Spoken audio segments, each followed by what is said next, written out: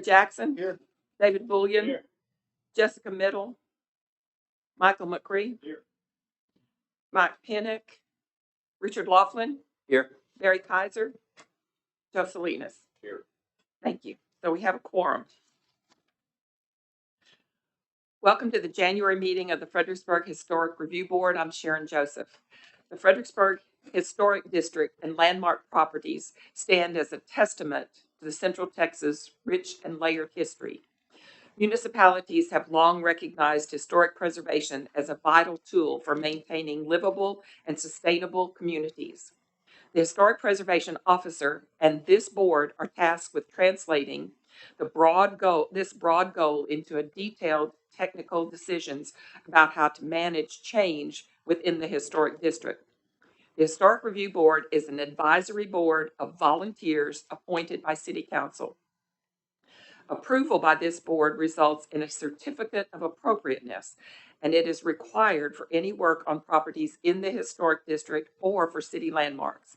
In considering whether to approve or disapprove an application, the board is guided by the Secretary of the Interior's standards for rehabilitation and the City of Fredericksburg design guidelines. If anyone wishes to speak in favor of or in opposition to any items on today's agenda, please register at the persons to be heard list, which is in the foyer. It's not necessary to sign up to speak if you are the owner of or a representative for a project on the agenda. You will be called when the case is called. We ask that you limit your comments to 3 minutes. Approval by this board does not take the place of any type of permit. Permits must be obtained for all work. No work of any type is to be started without obtaining the appropriate city permits after the certificate of appropriateness has been issued by the Historic Preservation Officer. Do we have any public comments, Anna? No. Okay, thank you. Okay. Historic Preservation Officer's report. Anna? Good evening, board. It's good to see you. We were kind of dropping like flies here today, so glad we got a quorum. Just a reminder, the Texas Historical Commission is having their conference again in person. As of today, it's still in person in Austin, February 2nd through the 4th. I'll be attending one of the one-day sessions along with David Shields, the new director of the Pioneer Museum. And you're, of course, invited to any and all of those sessions. There is a fee, so if you want to go, I do need to register you. And also, I'm sure you're aware, the short-term rental ordinance, there's going to be a special meeting tomorrow of City Council at the Hill Country University Center. And we expect some direction from council that Jason would make some more changes to a proposed ordinance, and then we would bring that to you for, I guess, a recommendation on the issues that impact the historic district specifically. So I've got the FAQ on, it's a 5-page FAQ, but it's a lot shorter than the actual ordinance amendments. And there are a few things that are specific to the historic district. So again, that meeting's tomorrow night at the University Center at 6. And then we do expect to have on the February agenda something for you guys to review and comment on. And just in case you're curious, I know the draft ordinance is a lot of pages, just because there's so many sections of code that are being affected by this. So if you go to our website and you can see the full version on there, with the red line changes, you'll see blue has been added, red has been deleted. There's also a matrix there that outlines all of the changes that we've kind of made in each draft, starting from draft 1. It's just bullet point. So version 3 that you'll see on the end will have some page numbers. You can go directly from that to the special page, and you'll see highlighted in green. So that is what's been changed just from the first and second draft. So it's a little easier to follow if you do it like that. And if you have any questions, please email me, come by, visit, I'll be glad to chat. So. Thank you, Jason, and thanks for your hard work on this. Anna, thank you for the FAQs. Okay, moving on to approval of the minutes of the December meeting. Are there any changes or corrections to the minutes, board? Anybody?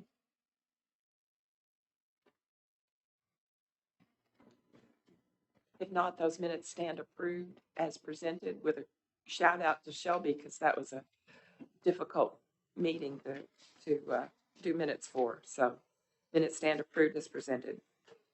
Okay, we're moving on to certificates of appropriateness, starting with the consent agenda. The items on under the consent agenda are deemed by the Historic Preservation Officer to be routine in nature and will be approved with one motion of the board adopting the staff findings and recommendations as part of the approval. The items on the consent agenda will not be discussed.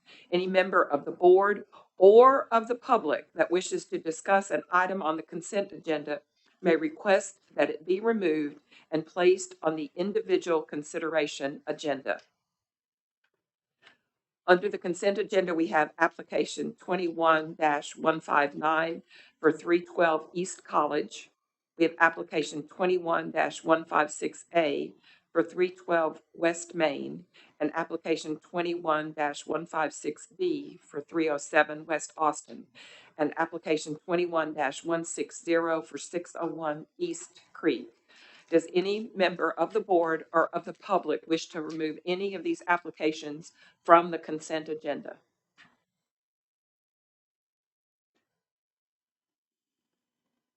Hearing none, I'll entertain a motion to accept the consent agenda as presented. I'll make a motion to approve the consent agenda as presented. Second. Larry seconds it. All in favor, say aye. Aye. All opposed, same sign. The consent agenda is approved as presented. All of you that are here as representatives of those properties that we read off, your application has been approved. You're welcome to stay for the meeting if you'd like, but you're also welcome to leave if you'd like to.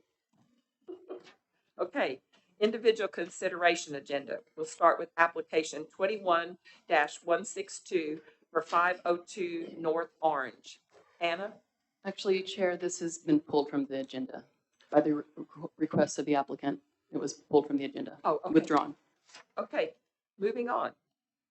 Application 21-161, 406, and 41 through 4112 East Main. Anna? Application 21-161 at 406 and 412 East Main in the Central Business District. It is an empty lot with a low rating, and the applicant is requesting to add a parking lot with fencing to the 406 lot. I've cited the design guideline standards for lot coverage, including service areas and parking that says locate off-street parking to the rear of the site unless it'll entail impacting historic resources or landscape features. The site of a property may be permitted in some instances. Always use landscaping as a buffer between service areas, parking lots, and streets or buildings, as well as to break up the visual effect of a parking lot, regardless of the location of the service area or parking lot. And that's required for low-rated properties as well. Staff's findings: adding a parking lot in the middle of the 400 block of East Main Street adds a physical and visual disruption to the block. Parking is required to be in the rear and to be screened with landscaping.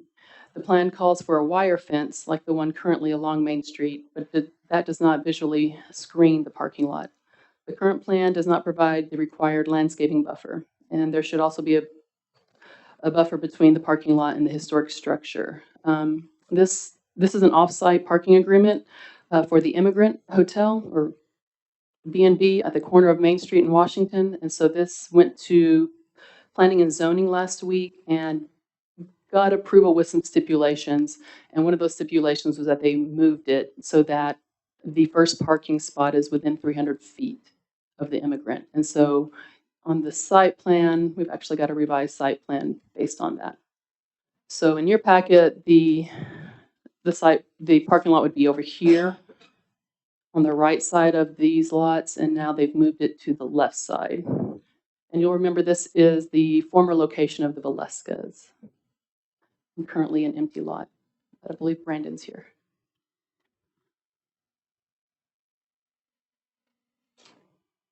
Are we ready for Brandon? Are you through, Anna? Brandon, welcome. Thank you. Sorry, Brandon, welcome. Thank you. Yes, Brandon Weinheimer with SKT Architects. So Anna pretty well covered our situation with P&Z last week. We had to move the parking lot to the other end of the property, the west side. And so it's basically the same layout as you saw on the east, just mirrored to reflect on the west side to get that first space within 300 feet as required. The intent is to provide sufficient parking as needed for the functions at the immigrant, but we are trying to minimally impact this site as much as possible to avoid any repercussions with future development, because it is their intent to develop this property. We don't know what that development is yet, at least not me personally, but they do have intentions to develop it. And so the goal was to keep it along the side of the property and allow that buildable area to remain, because these parking spaces will have to be continuously in use for that function at the immigrant to be in use. You know, if they're not there during construction, then that function would have to shut down at the immigrant. So hopefully by placing it where we have it, it would allow construction to continue on the rest of the site, and then this parking would integrate in with the rest of the parking and development down the road. As far as landscaping is concerned, you know, the parking lot is perpendicular to the street, and so there's not a very large width of parking between the street and that first parking space. So we put landscaping where we could, right next to that handicap loading area. We can place a little additional landscaping on the other side of the drive if needed, but I guess I just wasn't clear on the landscape requirements with respect to the interior of the property. So we've got, you know, we're bordering the interior of the property with the majority of that drive. So is the understanding that landscaping has to be provided all the way down that drive to screen the view from the street, or what? I just want some clarification there. Anna, you, I would think at least on both sides of the drive. On both sides of the drive. Well, like you said, There is on a the other solid side of- screen, a solid fence on the west side. So we figured that would be the screening on that side. Again, trying to keep it as much west as possible to avoid any development impacts, but I'm open to suggestions on the east side. We would like to. Visibility. I'm sorry? Given the visibility, especially when you're westbound, Mhm. it would seem to be appropriate to put some landscaping perpendicular to Main. Maybe it goes all the way back to the turnaround there. And landscaping can be minimal cost, and you guys can change that over. Right. Well, that was a follow-up question I had. Is there a particular type of landscaping, or are we supposed to just follow minimum, you know, planning and zoning or the zoning ordinance guidelines with respect to landscaping? I mean, or is there a certain height that the historic guidelines call for, or? I believe, from my understanding of the recommendations, the intent of landscaping is to block the parking. It However, is. that's achieved. That's kind of up to you guys. Okay. It's my view. And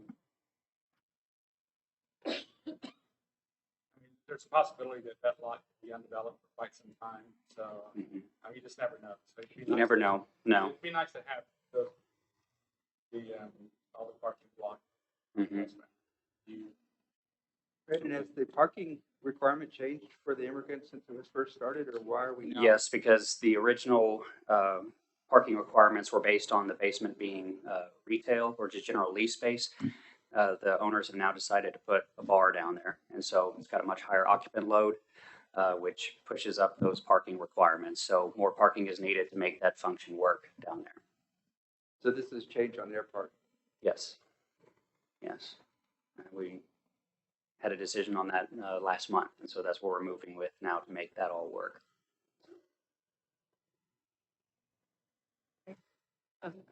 comments or questions? Is this going to be subdivided off, or is it going to remain part of the same property? Because you're talking future development, that could be to a different owner at some time. It is, but I believe the intent, and we're working through that with Jason here, that and the city attorney, that this parking agreement would be for the life of that use in the immigrant. And so whatever that agreement is, that would have to be transferred to any new owner if it did change hands. Yeah, there's a couple of ways to do that. There's an agreement, a contract where you can actually record those separate instrument via an easement. I think that's probably the path that we'll go so that any future purchasers or owners understand that those parkings go with that. I think the one caveat for the city is that we make sure that it is for the life of that use or structure. And so something in that language would have to require at least some type of city approval for those to go away. Because again, we don't want something to, be there for 4 years and then things change and parking goes away and all of that. So we'll continue to work down that path to get something that we feel comfortable that will secure those locations. With that being said, then I would suggest something more permanent. It's gonna become basically a permanent property line, like either a stone fence or either at least maybe a coyote fence or something, so we don't look at cars like David said, parking lot right there on Main Street. Well, the parking itself will be permanent, but the screening itself could certainly change with development. I mean, I'm fully expecting a building to be built up to that The driveway. location could change well, I guess the location couldn't change That, with that much, parking but- spot requirement, yeah, I imagine it's gonna remain in that area, but But whatever's there, you're gonna have to park too. yes, absolutely. So hearing David's comments and Richard's, what do you propose? Is there something, I think with the. I think we'd be satisfied with screening for landscaping, What specifically? as far as types of trees The and height and landscape. density? Yeah, I think that's. I mean, something average 3-4 feet, smaller growth, probably not full scale trees, but something more pedestrian scale, I think, along there. I would probably look to the zoning requirements to see what they're typically asking for buffers between the street and the parking lot and see if we can do something similar. And why not a fence? Well, I think the fence that we're proposing here, I would like to remain because it'd be consistent with what's here now. It is transparent, but I think we'd like to maintain that consistency around the parking lot because we don't want those parking to just traipse onto the rest of the property. So we do want some kind of fencing there to keep them within the parking lot. And what about a fence with more coverage where it's not so clearly, where it's not such exposure? I mean, I'm not opposed to that, but I mean, for consistency's sake, I'd like to see if we couldn't keep what we have here now. But if we were talking of some solid fence, I mean, in lieu of landscaping, I'm open to that option. I would have to agree with Anna that the fence that you have up now doesn't visually screen it, so. No, it doesn't. No. Meet the ordinance, so I guess we look back to you to make a suggestion. of something that Will would screen Will you allow us to have the option to do landscaping or a solid fence? Or, I mean, I don't have any detail for a solid fence at this point, but How high is that fence? this one here is 3.5, 4 feet, 4 feet, I guess. Yeah. I'd like to see something 4 feet or more, either landscape or fence. Some landscaping's never put in where it shields it. Yes, big touch. I mean, landscaping is, it'll soften it. I don't know if it'll be a solid screen. It's not going to be a solid hedge or anything, but it would soften it. Would a fence like they have over at the Pioneer Museum, that rock fence along Main Street that they just installed, would something like that maybe work here? It would provide solid screening, yes, but that's at considerable expense. Well, I mean, but Expensive property. yeah. It is, This but- wire fence, I mean, it can deteriorate and somebody run into it, it'll knock it down. Which we would certainly hope to prepare immediately after. But the intent here is to provide this parking, but then hopefully get future development to occur down the road and not have that screening even be in the equation.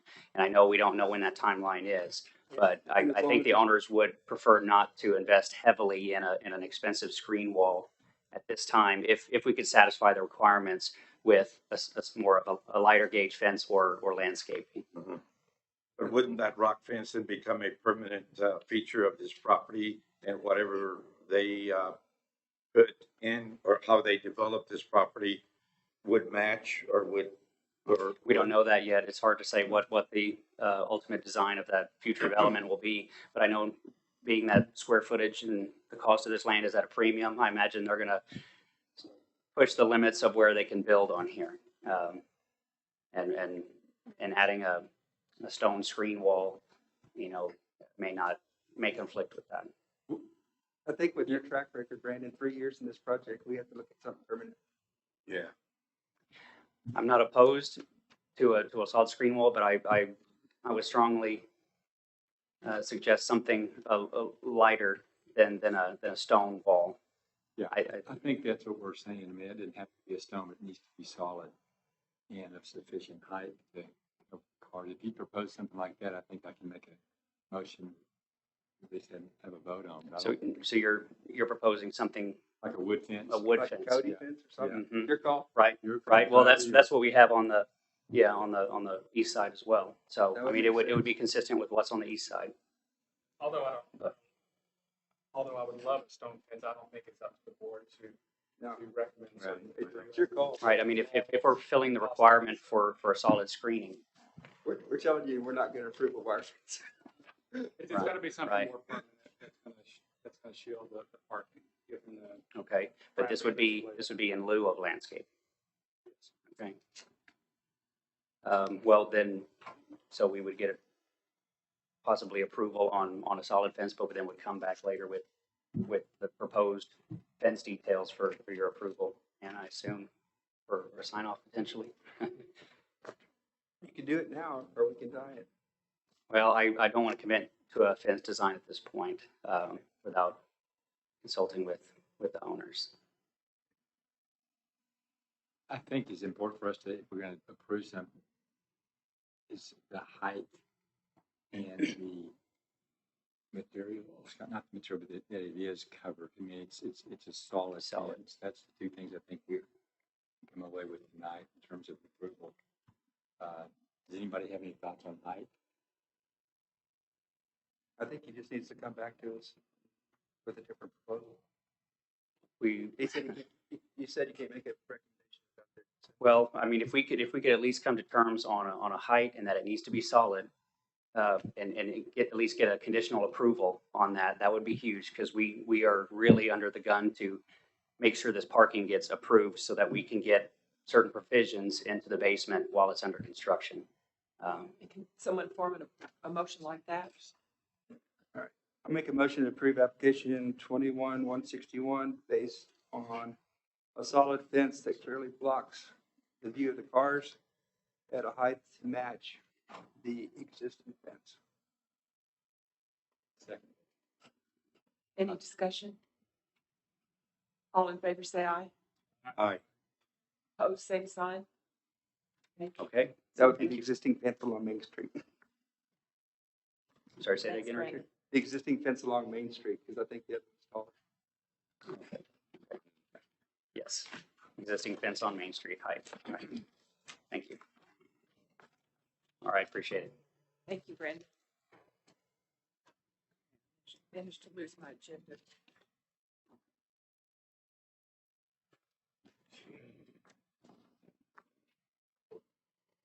Oh, here it is. Okay. Application 21-164, 503 West Austin. No? Richard, do you want to recuse yourself? I'm recused.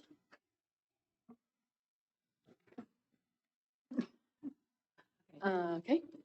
Application 21-164 at 503 West Austin, R2 zone property. It is a high-rated property. The applicant is requesting certificate of appropriateness to remove a non-historic addition from the rear of the house, build a new addition on the rear of the house and east side that includes an attached double garage with roof line the same height as the historic house. Materials to include stucco and board and batten with standing seam metal roof. Build a new addition on the rear of the house, removing a window and replacing it with a door to be pulled away from the corner so the coins on the rear corner are not impacted. They build a new 8-foot rock wall along the west and east property lines and re-rate and relocate the wooden washroom to the rear property. I've cited the landscaping features section on walls.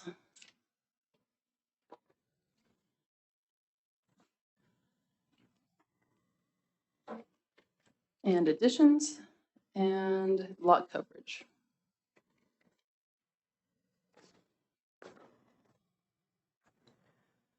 Item number 1, the high-rated structure has 2 additions. The first addition of Bassey Block appears to be an enclosure of a rear porch and has historic integrity. This addition should be retained given its age and materials. Staff finds it to be an historic addition. The second addition is a more modern and not of historic value, and staff recommends removal. Item 2, the proposed rear addition requires the relocation of an old fence and a wall, as well as the traditional drive into the property on the west side of the property. The historic fence should be retained per sections 3-2-12A. The materials, height, and detailing are appropriate. However, the location of the garage should be pushed back as far as possible so not as to impose on the simple historic structure. The design guidelines for additions require that they be behind the rear wall. Side additions are not allowed on high-rated properties unless a rear addition is not possible. And this is per section 3.3D and E. Item number 3, the rear addition on the west side of the back wall is appropriate in size and it's designed to do minimal damage to the historic fabric by using an existing window as a door into the new space. The use of a hyphen at this point instead of putting a new wall up against the old wall would better preserve the rear wall of the house. And this is per section 3.3D. Item number 4, low rock walls are common in the historic district. An 8-foot tall perimeter rock wall is not in character with the historic district. Staff recommends the height be reduced to 6 or a combination of rock and wood be used to minimize the imposing nature of such a tall wall. The wall should not extend beyond the front facade of the historic house, and this is per section 3.212. Item number 5, the washroom behind the main house is not the same vintage as the rock house. Staff recommends a re-rating to medium to allow for relocation on the site, and this is per the Historic Preservation Ordinance.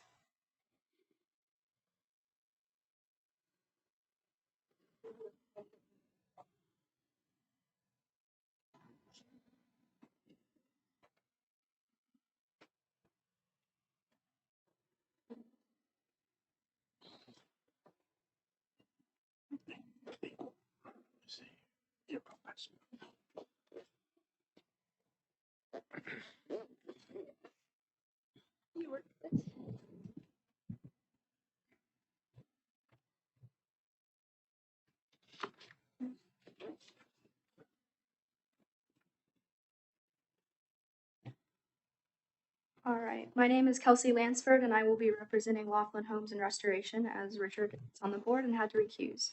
Richard is running this job, so I will be filling in to answer his questions. This is my first time doing anything like this, so pretty nervous. So, to start, we're just going to be restoring and renovating an older rock home. Okay, is that better? Maybe. Better?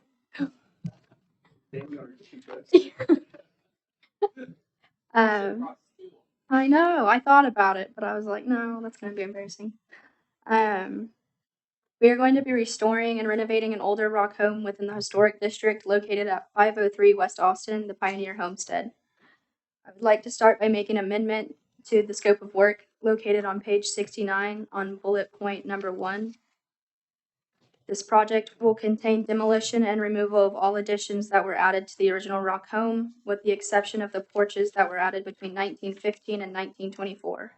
We are also proposing to keep the outside exterior wall viewed from the east of the CMU section, which can be viewed on page 71, the rendering at the bottom left-hand corner. This rendering depicts the view at the intersection of Austin and Edison, looking towards the east, or if you were traveling west on Austin.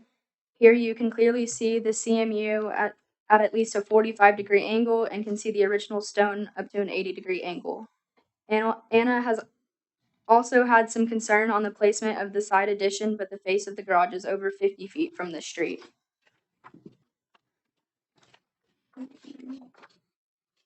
The remainder of our scope of work includes starting at bullet point 2. This project will contain demolition and removal of all additions that were added to the original rock home. The driveway that is currently shared with the SDR to the west will be removed due to continued issues with their party-going guest. A new 2-car garage will be part of the new construction on the east side of the original construction. A 3rd bedroom for the owner's grandchildren and a new kitchen and living room will be part of the new construction. The addition is placed to the rear of the home and constructed of contrasting materials to clearly define the original and new construction. We will relocate the wash house on the property to the corner of the property as the landscaping plan develops. We will send for another approval on that. Stone fence around perimeter of yard to match stone on the house. Height is allowed by code. The owners have owned and maintained historical properties in the past and have kept them in pristine condition. They plan to do the same with this one. There are no financial hardships that will keep them from having this historical house in shape year-round. On page 66, I would like to make a correction to Anna's first finding. There are 3 additions to the historic structure, not 2. If you turn to the Sanborn map starting on page 73, I will explain.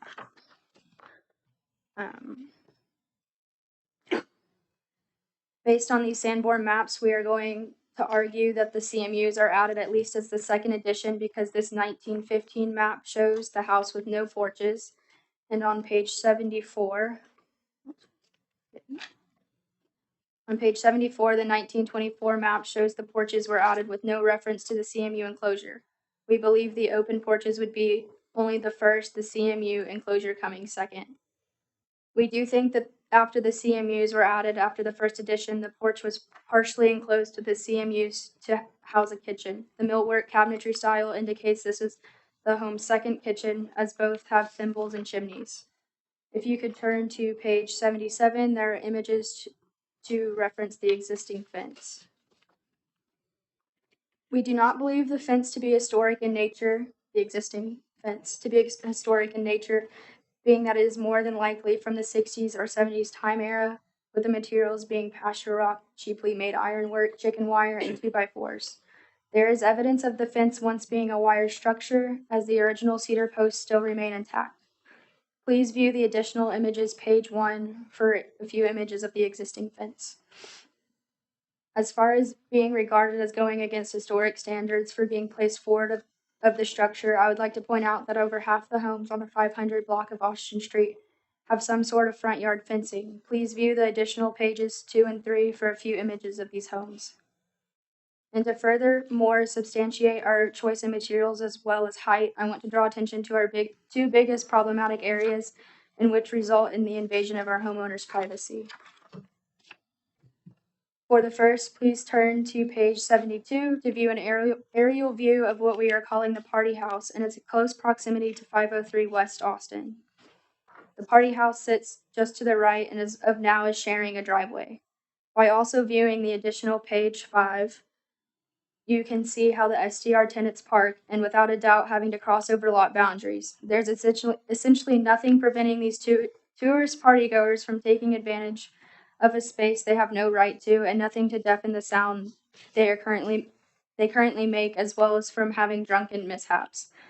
The homeowners have adamantly addressed this as a large concern of theirs as they drive higher-end cars. We are trying to prevent a large liability issue, not just for us, but for everyone involved. The second problematic area can be viewed by turning to the additional page 1, where you can see how little privacy the 6-foot wooden fence located in the back is granting to the yard, or you can see how the windows are well above the top of the fence. Neighboring properties on all 3 sides are placed on raised foundations. On the additional pages 6 and 7, you can see the same prevailing issues with the neighboring properties, the windows above the top of the fences, and no privacy. If the argument were to dial in on the materials requested and the height, please view additional page 4, where fence is just as high, if not higher, using similar materials on landmarked museums or equally rated homes. Furthermore, the 100 by 200 lot size is cohesive and accurate scale for an 8-foot fence. And I just also want to point out, on addition to those the large rock walls that we had in there, the similar rock walls are used in the Market Square, the Nimitz, and also at the old jail here in town. The hyphen on the garage is clearly defined by a setback and a change in materials to be in accordance with the guidelines. The roof heights on the addition do not exceed the original structure. The storage over the garage has been removed after meeting with Anna on site.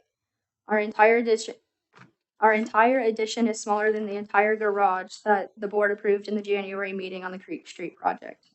To address the movement of the washroom and finding 5 on page 67, the original historic portion will be moved per the site plan. The lean-to will be removed as it's not historic, given the fact that the lumber is stamped Temple in black ink. And that's all I've got on those issues.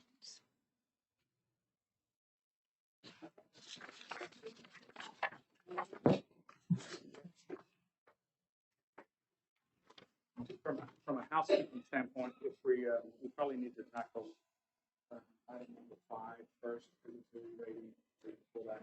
I would recommend. So we can address the other 4.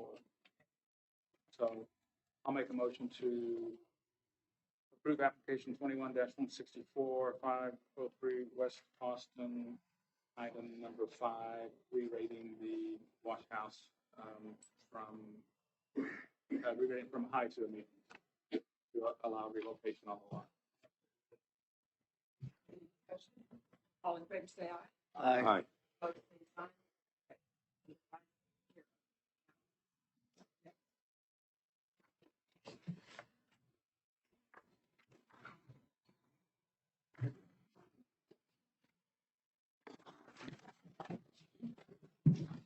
One at a time.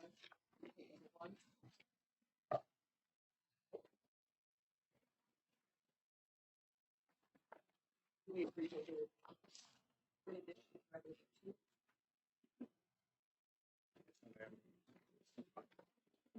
You could say 4 then, the front porch and the back porch. It's unclear to me, the Batsy block, is that gonna be removed? Not from the exterior. So you're still gonna be able to see that from the exterior. You'll be able to see the Bassy block from a 45-degree angle, and then you'll be able to see the original stone on the house up to an 80-degree angle. None of that, the Bassy block on the south side, that's all wooden that you're going to be removing. If you have any questions about that, you may have to ask Richard because he's kind of running this project. So You can't talk, so. sure. Is it be removed on the back side, on the south side of it? Yeah. Interior right now, okay. Oh.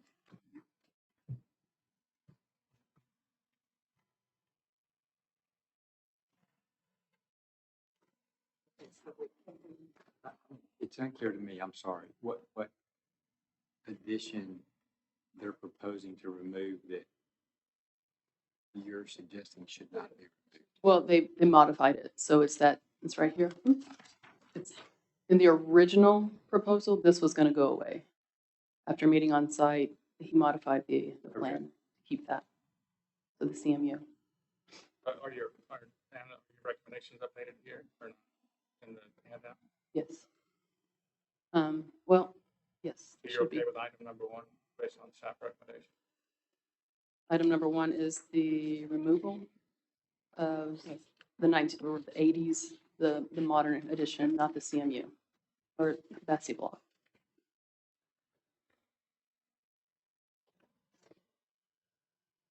And I understand that's their current application, that's what they're asking. You're That's what is shown on this drawing, yes. The updated drawing? that seems pretty easy.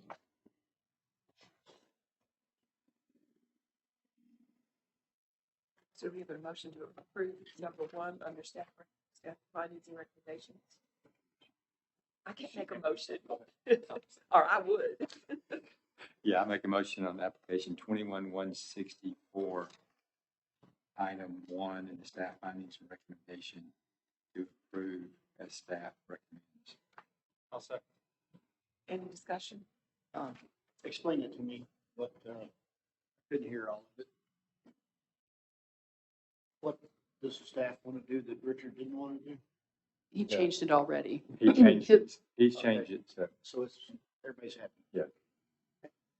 Okay, all in favor, say aye. Aye. Aye. Opposed, same sign. Okay, so number 1 and number 5 are passed. Moving on to number 2. Proposed rear addition requires relocation of a fence and a wall. This is to create the driveway on the other side of the house, right? Can you explain your opposition, Anna, please? Yes, it doesn't meet the design guidelines. This portion of the garage should be pushed back behind the back wall of the historic property. So essentially where this blue line is here is where the garage should start as well, at a minimum. Because there's no I mean, there's plenty of space to move the addition to the backyard. So you're not opposed to the relocation of the driveway? That's going to require the removal of the fence that you can't tell how. Yeah, I'm obviously not exactly sure the age of the fence, but it seems in character for the district and for the property. As far as the property line, I guess when they close that, I don't know if they have any issues with the neighbor on a shared access or what that's going to do when they close it. But that's, I guess, a civil issue, not ours, if you're okay with the removal of the wall and for the fence. Is the garage addition, it's behind the original rock structure as presented? It's in line with It's in- the back wall, but it's not, and well, yes. It's just that the added, the basic block or CMU wall, that's in question of age, it's just not behind that, right? But it is, at the application is behind the current rock wall. That's original. It's in line with the rear of it right here. Where our biggest part of keeping that, I mean, it's still 50 foot off of the street. It's behind the original part of the home, and we're trying to preserve the backyard because that's also a historic feature of this entire property. You know, actually, the back wall is here where Janet's bedroom is. That's the back wall. This is the L shape is the original structure. So we're just trying to preserve, I mean, the standards are pretty clear on that. And it's a deep lot. So you're saying that the garage is too close to the street because it blocks some of the view of the Bassy building block part of the house? Yes. The Bassett part of it was obviously the third edition. Yes. If we say the front porch and the rear porch were Enclosed or whatever. were early additions, they weren't on the main house, or were not on the house, the original. The first edition was obviously the stone structure, and then they added the front and back porch, just overhang, and then they added the L shape on the west side. No? The L shape's original. The L shape's original. Yep. And then they basically pulled off the back porch and put in the Bassett block. We think they enclosed a kitchen with the Bassy block. They enclosed the porch and then put the Bassy block on.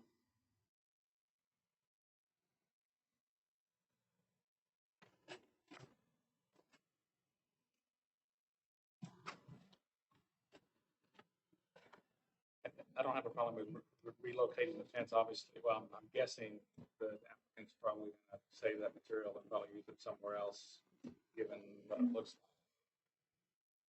Fences are pretty mobile.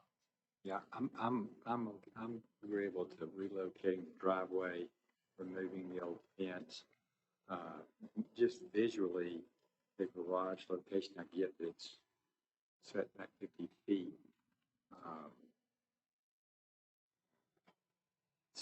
I think, I'm wondering if we could push it back at all. I mean, is there? I think the garage is far enough back. Because the second little group of Bassy block, wasn't original to the main house. And you can see the L-shaped part of the house pretty easily from the street with the garage at that location. And as far as the driveway, we did an estate sale at that house. And on the west side, those two houses using that same driveway is just unsafe. It needs to be moved somewhere. If you move it over, there's another rendering showing what it looks like traveling east on Austin, and you can hardly see that from there. The original rock part of the house really stands out. and is preserved.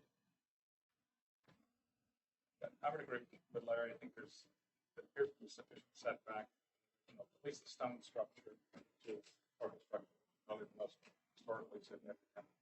And it looks like it's stair stepped, isn't it? One side is, the east side is farther out than it insets.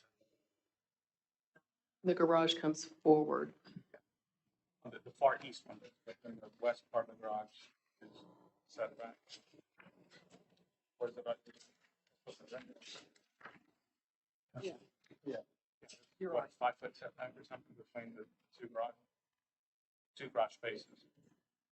Steps back here, or steps forward, I guess.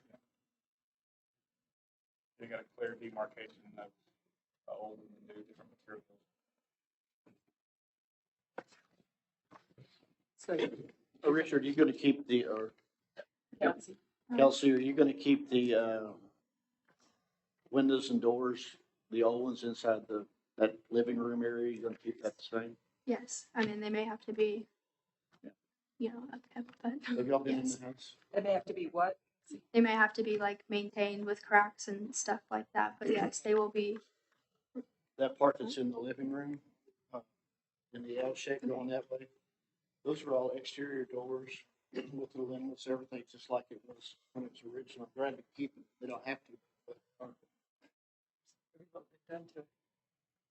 Okay, so number 2, you're gonna, is someone gonna make a motion? If you'll need an exception, because we're going against the design guidelines for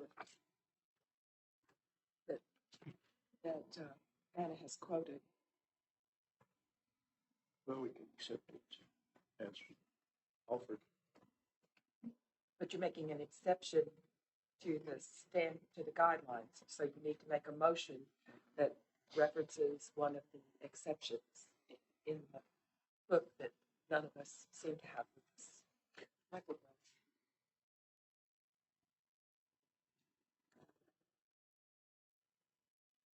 Got to get used to making those kind of motions. Because when we go against the standards and guidelines that we created, ask city council to approve, and we're going against them, we've got to have a motion that fits the exception. You ready, Michael?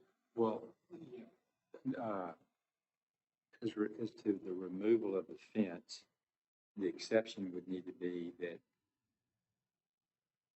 it's needed because we're relocating the driveway because of the noxious use. I personally don't think STRs are noxious use, but we all got that different opinion. I've got a full-time resident that just built a hot tub 10 feet high and 10 feet from my fence. He's a full-time 10 resident. feet high? Excuse me, 8 feet high, 10 feet from my fence.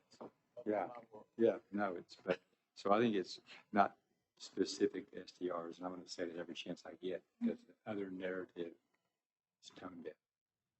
They only see their view, But but those 2 driveways are on top those of two each driveways other, don't work. basically. That doesn't work. It needs to be relocated. So to me, the exception would be,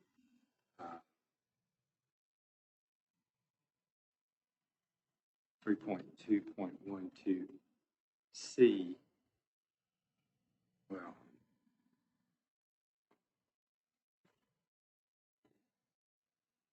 yeah. That, and then there's an exception, just a general exception as well, that I think Larry touched on. Sorry. And that's just with the safety issue. Safety. yeah, your exceptions are on page 1-17, and exceptions for the design standards. The HRB may grant an exception to the design standards in approving a C of A that meets the spirit of the Secretary of the Standards based on one or more of the following factors. 1, life safety issues per current building code, basic health and sanitation codes, accessibility for persons with disabilities, small or irregular lot size, and exceptional public purpose or function. Those are the only reasons for exceptions. So that first is what you're looking for, Michael, right? Because you referred to Larry's safety standard. Yeah. I'm not sure that fits. That have we all. Yeah, I think the history of the fence is in question. far as the age of it, so that possibly we could scrap the 3.2.12 based on just the history of the fence alone. Remove that. And then to me, the second one is just the age and the historical significance of the add-on number 3, the CMU, being of historical significance. I think that possibly disqualifies the 3.3. Because the age of the additions. Not necessarily disqualifies, but you're making an exception. Based The on. board's making an exception. So, can you form that into the motion? Make an application to approve, application 21-164-503 West Austin. Item number 2. The removal of the historic fence and that the history of the fence is in question. Therefore, section 3.2.12 Doesn't apply. doesn't apply. In addition, a second part, the allowing of the age of the CMU edition number 3, I guess it is, also doesn't apply in section 3.3B and E. Therefore, the application is submitted. Okay. I'll second that. Any discussion? All in favor? You want to discuss? Yeah, it? no, if this is up to. Yeah. This is how- Yeah, I think that just to be clear, I think that the finding is that the original stone structure is what we're applying the standard to and not the fence. Thank you for clarification. We did that estate sale, like I said. We tried to figure out that massive block wall because it just was there. I never could figure out what the use of it was. Kelsey said that it was too close to the kitchen. That Yeah, did not seem that way. you don't know when it was done and it just looked really odd. But, I think it's one of the more historic homes in the city from the inside. It's really nice. I'm glad Richard's company is doing this. So is that a second motion? I'll second it. Oh, Michael seconded. I'm sorry. I Okay. missed it. Sorry. Okay. Any other discussion? All in favor, say aye. Aye. Opposed, same sign. Moving on to item number 4, the low rock wall.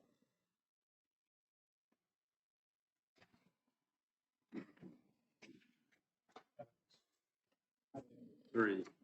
Oh, I'm sorry. Three. I'm sorry. Item number 3. Rear addition on the west side of the back wall is appropriate in size and is designed to do minimal damage to the historic fabric by using an existing window as a door for the new space.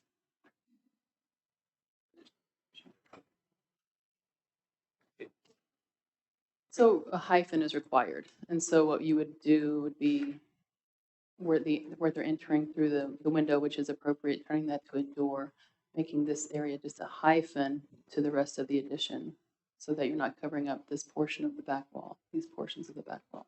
So you're in agreement with the application. No. No, No. almost. You have to push the Janet's back further away from Janet's bedroom. Right? Am I saying that? This portion, yeah. Essentially, this dark blue would act as a hyphen into the rest of it. So yeah, you might have to, I guess, relocate the walk-in closet and the water closet, water closet. You say hyphen, I'm just not following. I'm A sorry. hyphen, a connector that Connector. the addition's then behind it, but it's a narrow And it would be walkway. covering up Yeah. the original wall. Okay. Yeah, I'm not following what you're saying. Can you point to it, Anna? So right now, this addition is going to enclose this portion of the back wall, Mhm. almost all the back wall. It's That's pulled off. That's what's existing right now. This is the Yep. stone. Yep, this is the proposed. The window is going to be taken out, the door's going to be put in, and you're saying what? The hyphen, Yeah, I know what instead hyphen- of, okay, so you can't see my fingers. essentially this portion would be your hyphen, and this would go away or be relocated. Even though the wall's inset, what does that look like, 2 feet? Right, so that's taking it off the corner, but that's not a hyphen. And you're, So you want to move the restroom back 6 feet, 8 feet?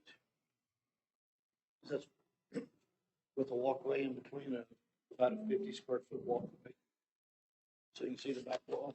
Looks like he's showing 5 feet 2 inches as this distance. and that's to preserve the back view of that? The back of the wall is a high rated property. We need to retain as much historic fabric as we can.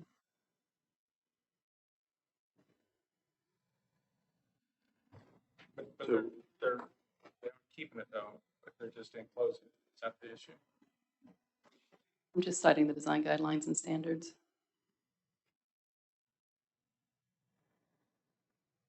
I think that the design standards and guidelines, that I read them, there is a hyphen. The hyphen's one of the suggested approaches, but also by either insetting or extending outward, just to make a clear difference between the new structure and the old structure would comply with our standards. So I make a motion as it relates to item number 3 in application number 21-164, make a motion to approve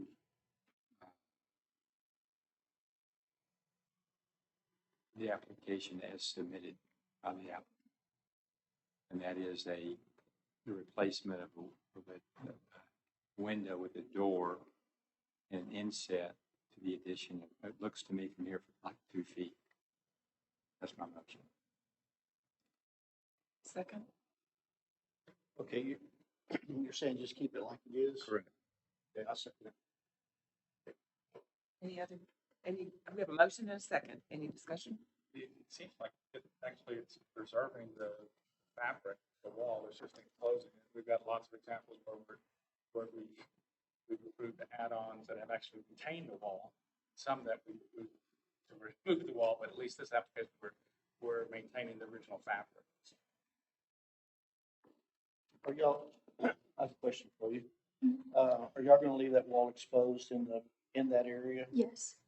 You're not gonna cover it with sheetrock? No. That's good. Okay, we have a motion and a second. Any other discussion? All in favor, say aye.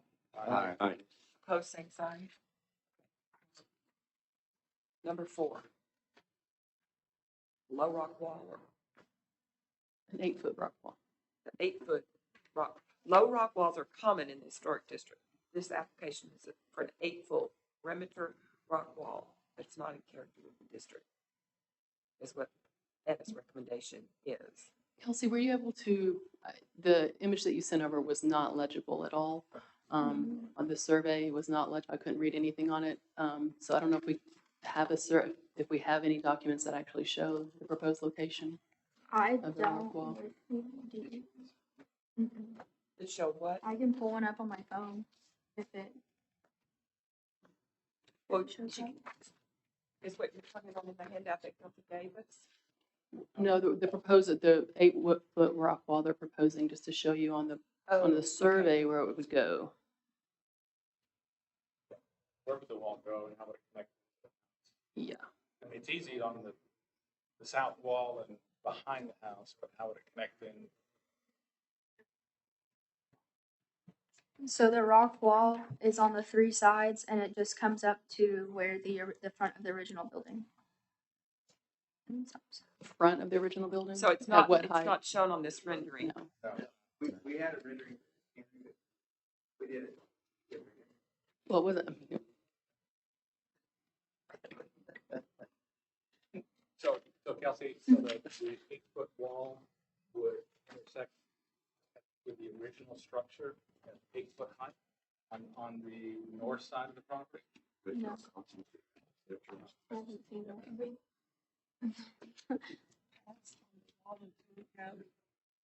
Could we pass on the wall until we have more exact dimensions on it? you're saying it comes all the way to the front of the house? So further to the street than the garage is? If you could just take it off and we'll resubmit. Okay. And get y'all better. That's what I wanted. Thank you. Maybe some guidance for that on the 8 foot versus 6 foot. I know that the back of the lot, the south side of the lot connects into commercial district, and that's on Main Street, so I would have no problem with the 8 foot wall there. I was unaware that on the east side and the west side were commercial properties, short-term commercial properties. So, yeah. Well, the east side isn't. The east side is a East and short-term west sides rental? are I think so. It's residential. rentals. It's residential. It's not short-term rental. It's a house that's being occupied. Do they have a short-term, do they have an STR permit? It wasn't office building, just. Yeah, there's an office on the east and the short-term rental on the west. And then, but it's in a residential neighborhood across the street are houses. Got So, but on the east and west side are short-term rentals of this property. And then there's a commercial on the south side. Yes, it backs up to Main Street. On the packet I gave y'all with the extra pictures, there's a few on page 1 and then 6 and 7. You can see the neighboring properties and how the privacy is affected. I'm not positive on the short-term rental on that one side. So, but, I mean, you pulled it for now. Yeah. Okay, yeah, and just to amplify what David said, well, maybe we can do, I'll make these comments after we've there's nothing else to rule on this application. Correct. I just give them guidance. Correct. They Yeah. pulled this part of it, they're gonna come back.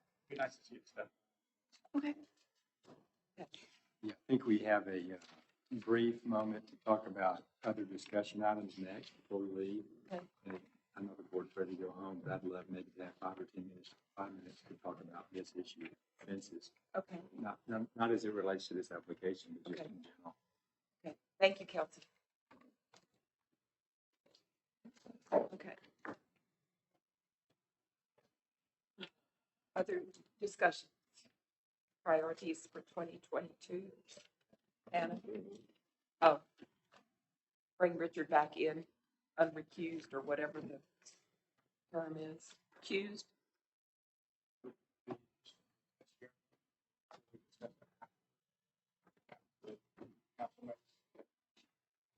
They're gonna bring us things that are relevant to the historic district at the February meeting. So we need to allow time to discuss them then, and it'd be a good idea to at least read the FAQs. But it would be good to go online and look at the red line, blue line, green line stuff that Jason told us about. So. Anything else on that, Anna, on the STR thing? Jason? Any directions for us? No, the meeting tomorrow night, it's not gonna be a full-blown, we're not going over everything, we're really going over the changes. So if you've been following, I suggest it's always helpful to watch. If you're coming in fresh, you may wanna start over, because it's gonna be a little bit to understand, but, our goal is to get some final direction and hopefully get that released to this board and the other boards. We've got some tentative timelines set for those public hearings that we might go out. The plan is for P&Z to do a special workshop just to go over the regulations, because there's obviously so many, we don't want voting at the same night. It's a lot of information to take in. It doesn't give them much of an opportunity to also propose additional changes or recommendations. At that point, we'd come back to a second special P&Z meeting. Again, this is probably going to be a fairly large meeting, so I think both of those open houses will probably be at the LAC, public hearings, not the LAC, but at the University Center, because I don't think we have the room in this facility to do that.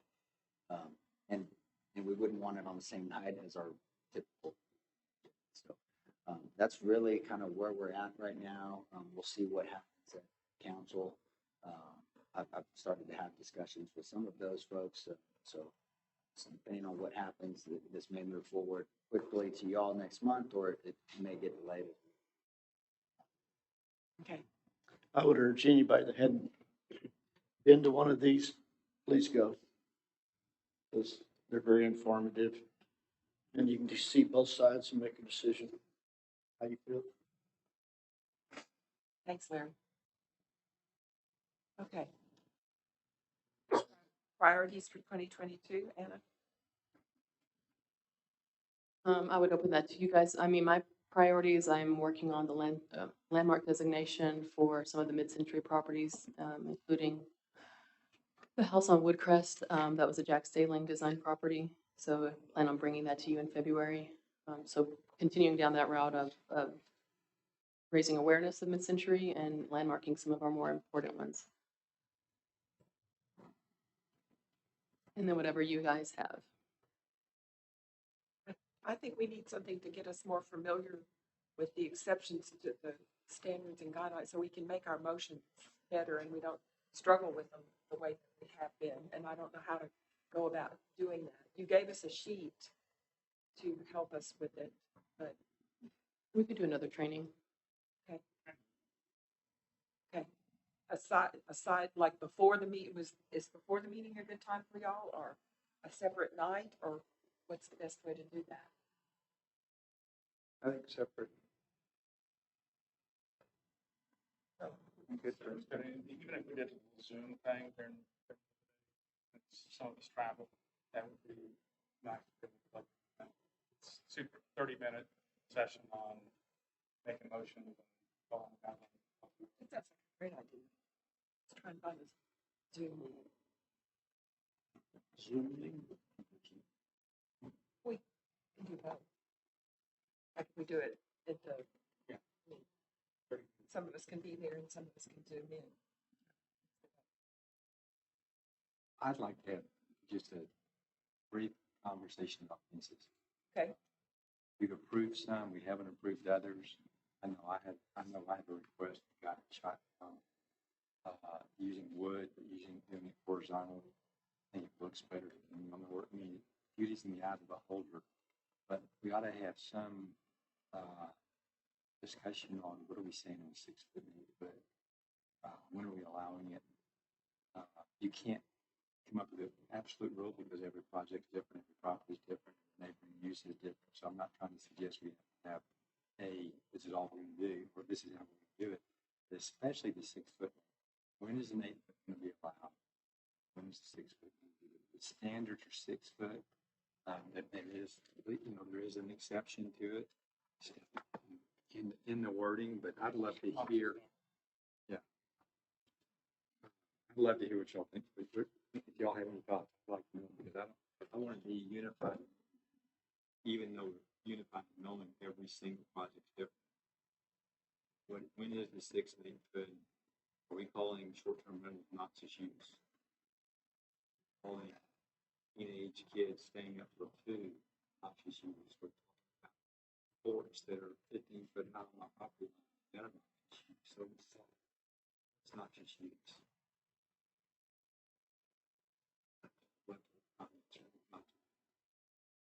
I think it changes all the time. I don't know. We have to adapt to what the situation is. Like in the back of that last application, I think it's almost mandatory to have an 8-foot fence. Down the sides, you might could do 6, but there's still commercial properties on both sides. So I think that we have to look at different than somebody that had 3 families living next to each other. Somebody just wanted to put up an 8-foot fence, but that doesn't seem right. Those commercial properties you're talking about could go back to the residential properties.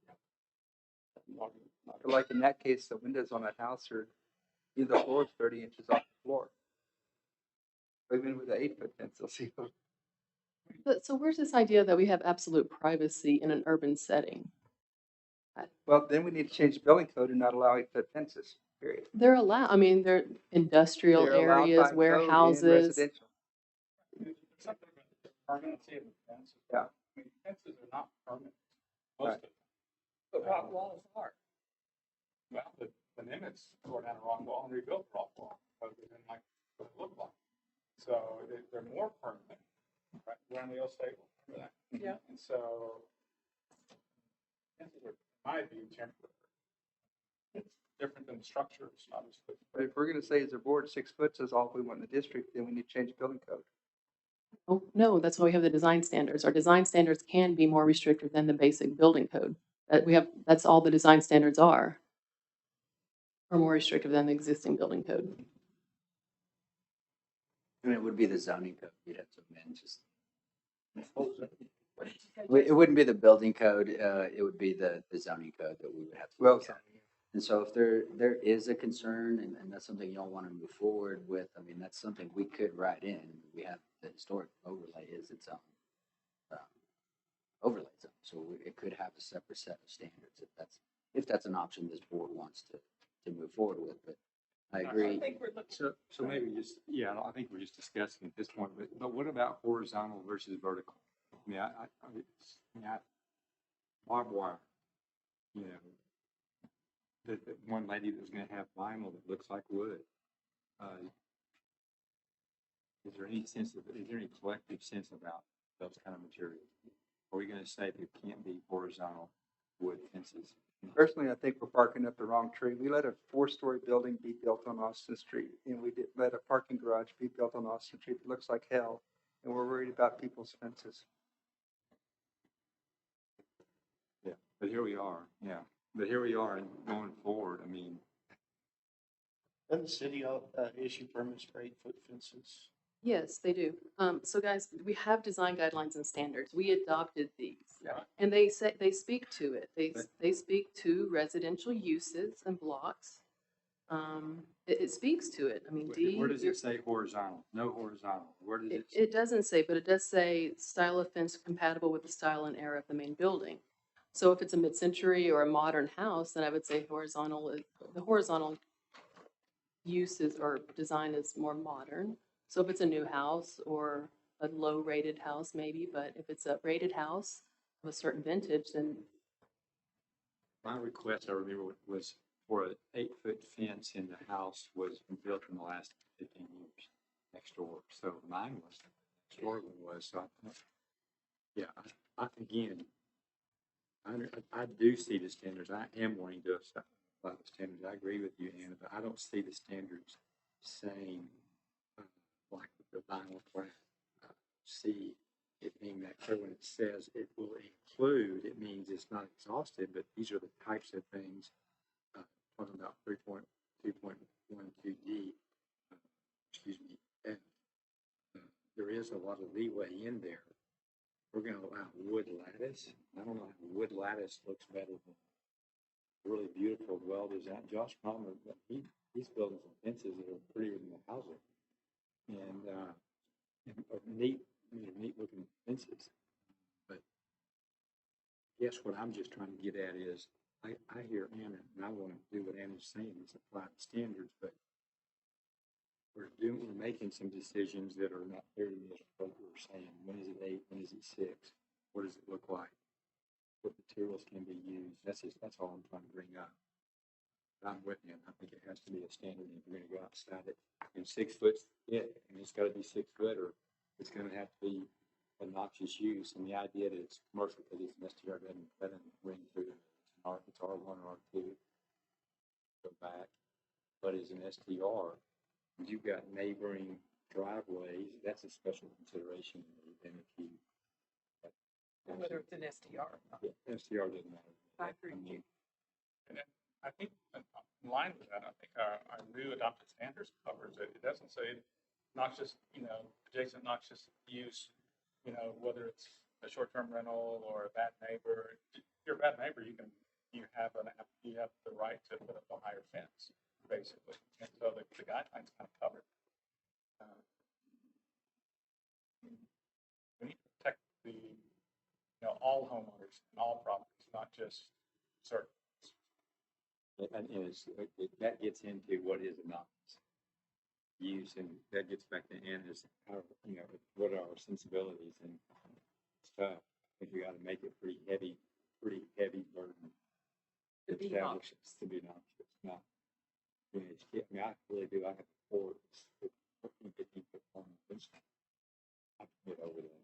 Well, I think we should even be careful when we discuss noxious uses. I don't know that that's really a term we use Uses are uses, whether they're compatible or not is another question. Short-term rentals and residential are compatible, in certain areas. But noxious use that really gets into the porch section is a 15-foot, tree house with some kids in it noxious? Maybe not. If they're up there having rave parties and going till all hours of the night, then the courts may say, yeah, that's noxious behavior.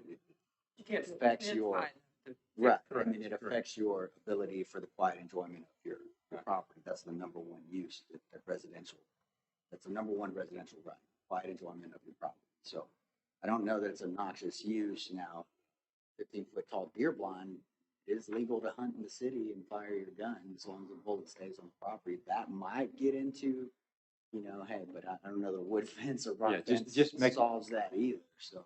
Yeah, just making sure you understand me. I wasn't saying that a tall structure fort is a noxious use. I'm saying the opposite. I'm saying what you're saying, it ought to be a heavy burden to Right. to show noxious use. I mean, I think Anna's right. I think the guidelines are there. I think every property is going to be unique in itself because the historical nature of the structure is going to be unique to itself. Not in that, you can have two homes built the same year, same time frame, same pristine condition at this point, but they may be totally different historic homes and have different sets of circumstances. I, I, I think Anna's right. But I would just say if that is something y'all want us to consider, you can have us direct us to start looking at that. And then, but before we move forward, we'd have to see council. I think our standards and guidelines work for us. We just need to learn them better and learn to work with them better and learn the exceptions that. And I only send you guys, I approve fences every day, quite literally. So I'm only sending the ones to you that don't meet the design guidelines, where they are asking for the exception. So we need to think of them less as generic fences and more as exceptions to the guidelines. That's why you're sending them to us. It's an important thing for us to note. Right. With the one last thing I'll say on fences, and this was something I learned a long time ago, and then it sticks with me is there is a legal right to fences. There's some state law and some case law out there. Citizens have the right to secure the property. Fences are allowed. And it's not just to keep a dog in.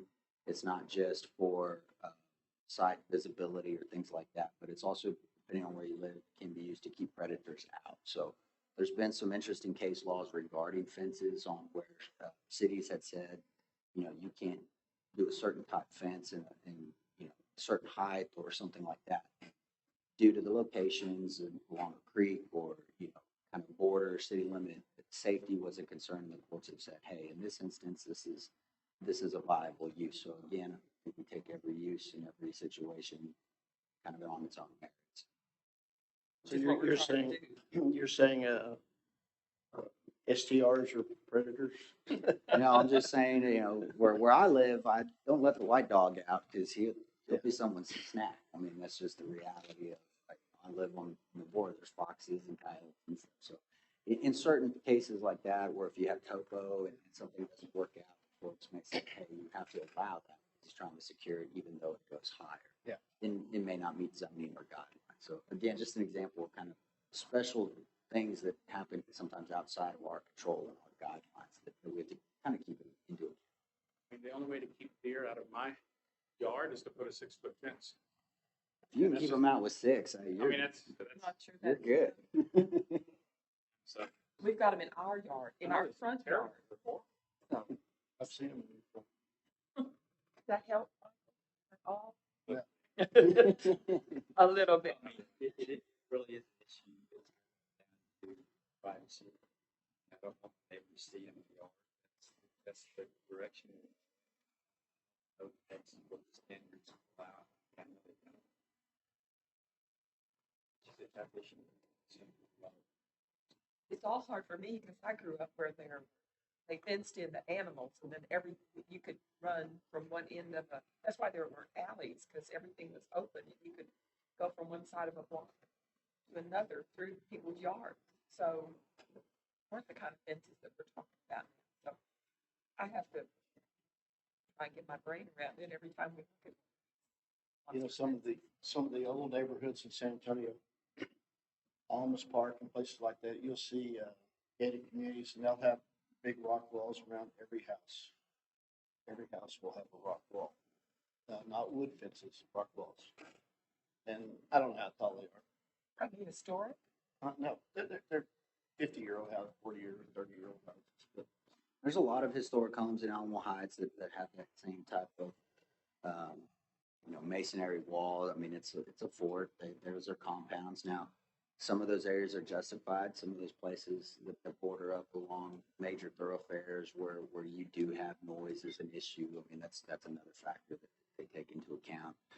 Some of those cities, Anna said it best, when did privacy in an urban setting become such an issue? Some cities are enacting looming lines, so if your standard setback's 5 feet for an 8-foot wall, you get that. But if you go to a 12-foot plate, you got to go over 2 feet setback for every additional foot height, and they try to do that to kind of protect those view sheds. Some cities utilize that for separation, and so you can get sun, air, and light, so you don't have 3-story house. I mean, we talk about the height of our homes next to a bungalow. Someone puts in $50,000 worth of solar panels, and the neighbor builds a 3-story home, totally blocks out the sun. So I think the scenarios are numerous to even kind of contemplate. So I like that the guidelines are kind of the way they are, because for us, the last thing we like to do is be painted in a corner and lose options. And so a little bit of flexibility is good when it comes to government stuff like that. We agree. So Jason Daniels not here. So under the new STR ordinance, y'all are going to tax the STRs, right? Or they have to have a license? to operate? We're adjusting the permitting fee just because our manpower and our costs were. But they're permitted because they're commercial operations. They're permitted for several reasons. It's kind of weird. I couldn't say whether they're commercial or residential. State law says whether you rent your property for 1 day or 365, it's a residential use. But they also say you have the authority to regulate different types of residential uses. So the example I use is manufactured homes, single family product, not allowed in R1. And so not a commercial use, it's nothing that would keep it out of it.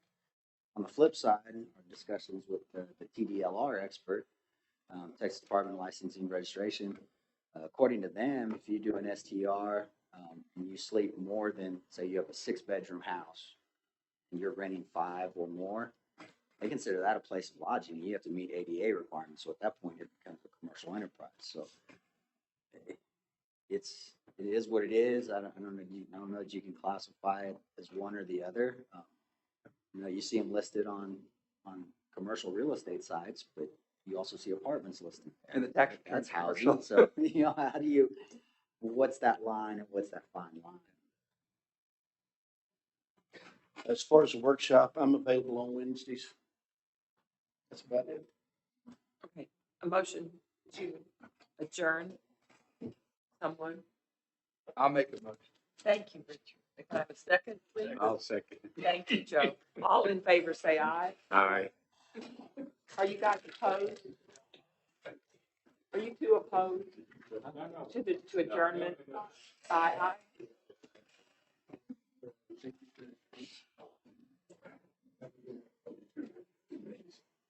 Birthday boy, we got Christine having a birthday.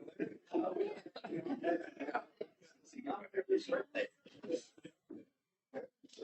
you need to, so you need to.